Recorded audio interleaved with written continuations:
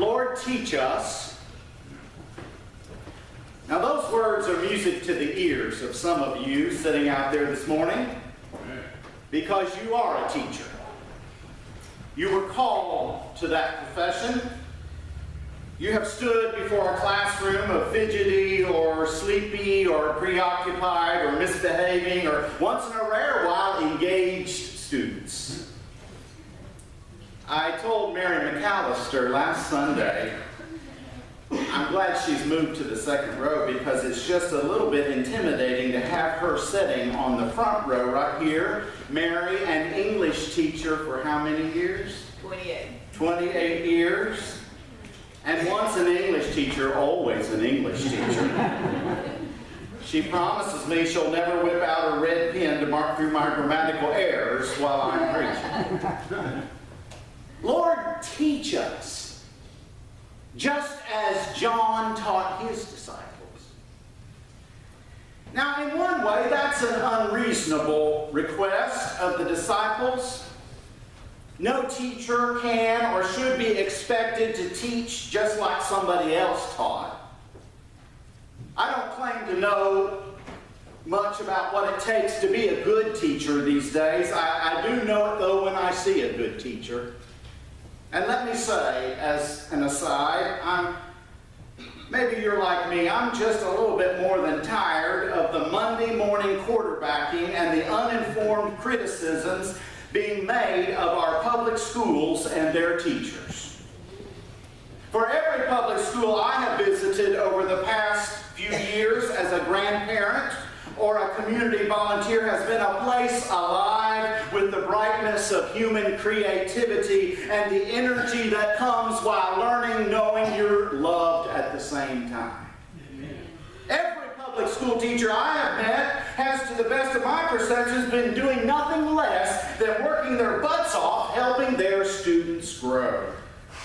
It's a hard job teaching, and they need our support. Now, if there are problems with our public education today, I think we, and when I say we, I mean the people we have elected to represent us, have created the problems. As we've asked teachers to teach not as themselves, but to teach as the standardized test tells them to teach. Lord, teach us how to pray. Well, it's not as if the disciples have never had a lesson in prayer before. Most of them grew up with a foundation in the religion of Judaism, the Jewish faith. They were accustomed to praying at least 3 times a day. They knew the techniques and the posture and the format of appropriate praying.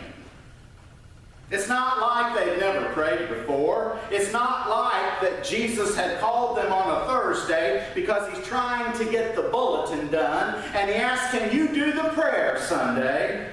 Oh my goodness, I don't know about that. I've never prayed like that before, in front of people and all. A few of you have displayed the courage to stand up here in this very spot and do something you may have never done before, and that is pray before all of us. And we've really had nothing but beautiful prayers since the day we opened this place, have we not? Amen. Lord, teach us how to pray. The request does not seem to be about techniques or formats or structures of praying. The request seems to arise out of an experience. The request comes as the disciples of Jesus have lived day in and day out with Jesus, and they have watched Jesus pray. The disciples have traveled with Jesus, and they have noticed how Jesus goes off by himself from time to time, and he gets quiet, and he listens when no one around seems to be speaking. Who is that speaking to you, Jesus?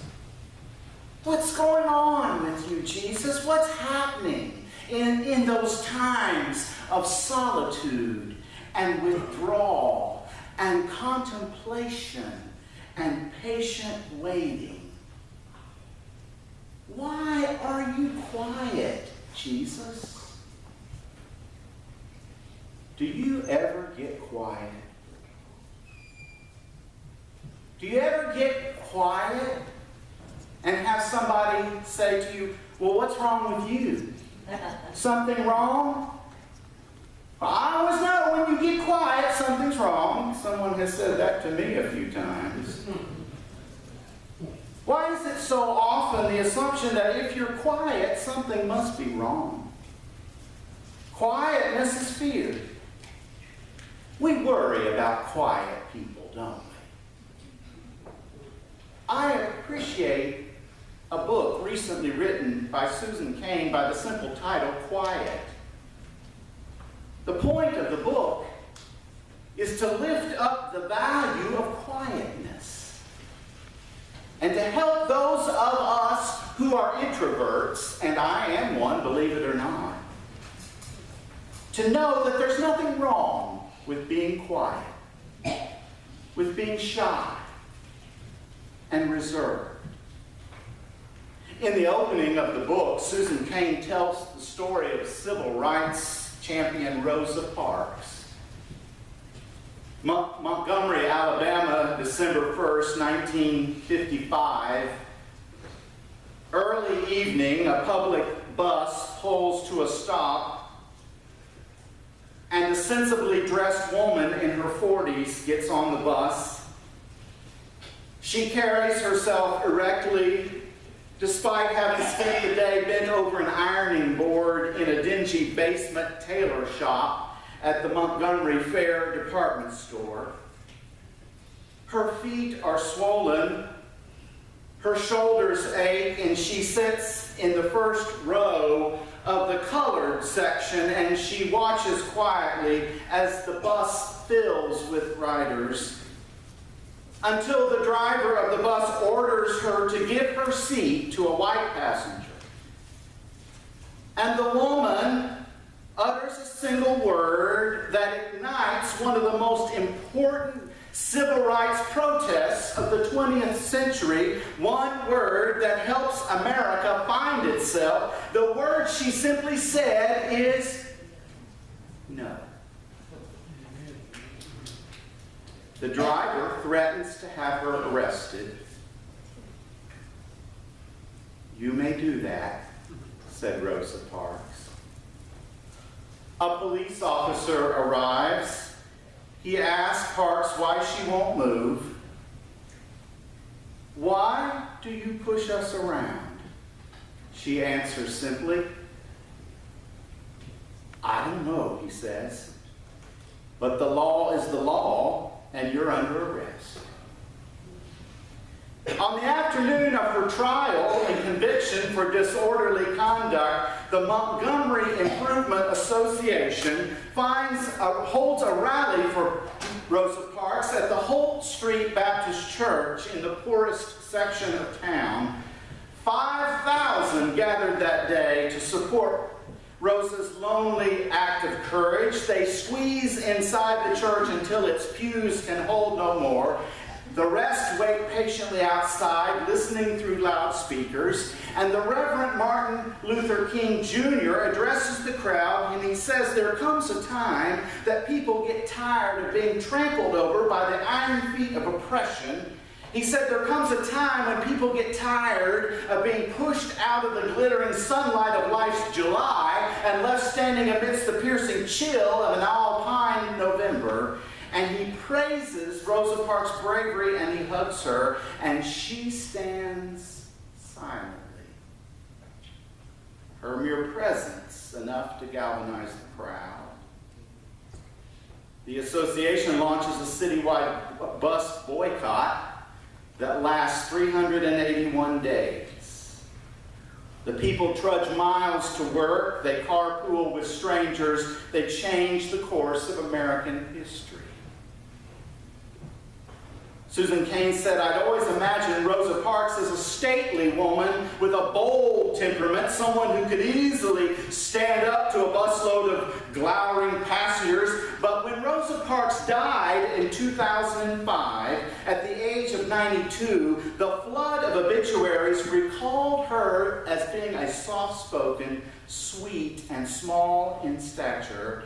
They said she was timid and shy, but she had the courage of a lion. They were full of phrases like radical humility and quiet fortitude. What does it mean to be quiet and have fortitude? These descriptions ask, how could you be shy and courageous at the same time? Rosa Parks herself seemed aware of the paradox, calling her own autobiography Quiet Strength, a title that challenges us to question our assumptions. Why shouldn't quiet be strong? And what else can quiet do that we don't give it credit for? The disciples notice something about Jesus, that he gets quiet. But they also notice that out of his quiet times comes something they have rarely seen.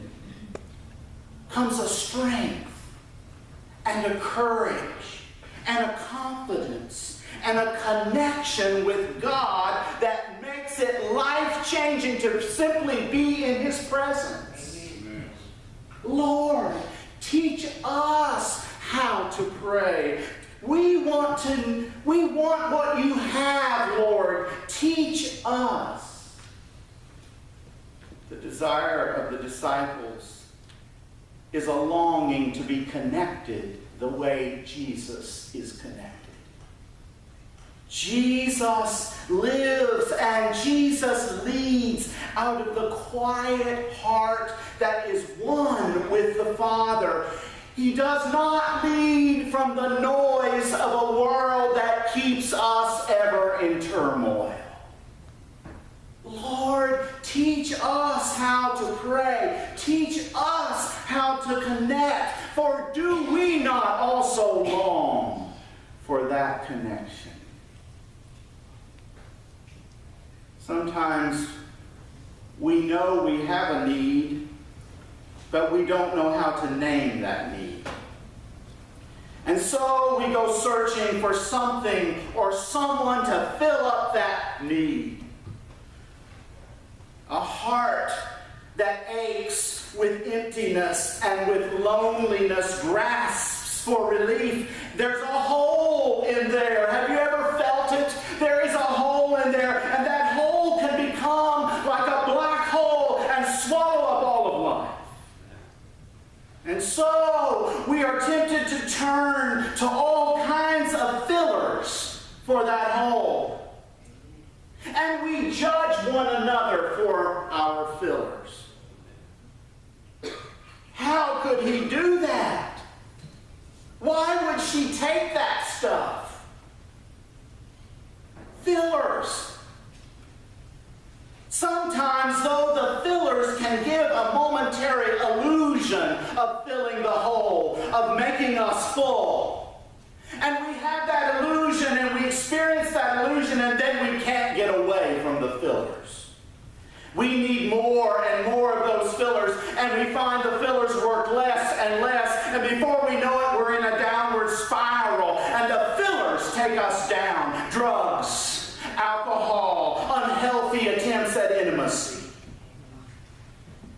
And sometimes the fillers lead folks to break the law and abandon relationships and lose jobs and abuse bodies. Now others of us have hooked up with fillers that may keep us out of the jailhouse or the crack house, but those fillers in the end don't work either, and they consume us up until our very souls are nearly lost. And they have names, those fillers. They have names like money and success and position and prestige and possessions. Like the meth and the crack, we need more and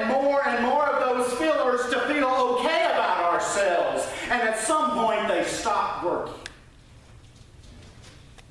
And once in a while, we hear the heartbreaking story of someone who seemed to have it all, and for some unknown reason chose to end it all. Why, he seemed to have everything. A good job, a beautiful family, a lovely home. We just don't understand. Lord, teach us how to pray, how to make that connection. That may be the most important request any one of us ever makes. We live in times when the need to know how to make the connection hits us in the face every day as we turn on the news, or as we look into the faces that are passing us by on the streets, or we look at the faces staring at us across the table, or we look at the face reflected in the mirror. So Jesus answers their request with a prayer that has been spoken throughout the ages as a model for all prayers.